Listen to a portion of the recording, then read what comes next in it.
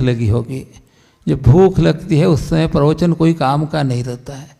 श्री माणिक प्रभु महाराज की जय।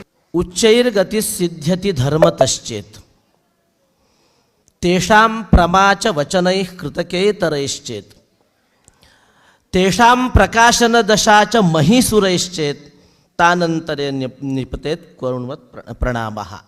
धर्मामुळं आम्हाला उच्चगती प्राप्त होणार आहे, पण धर्म त्याचं प्रामाण्य कशाने मिळणार आहे आम्हाला? धर्माचं प्रामाण्य कशाच्या जोरावरती मिळवणार आहोत आम्ही? तेषां प्रमाच तस्य प्रमाच वचनैः कृतकेतरैश्चेत। आम्हाला त्याचं प्रामाण्य कृतकेतर म्हणजे वेद, वेदामुळंच मिळणार आहे।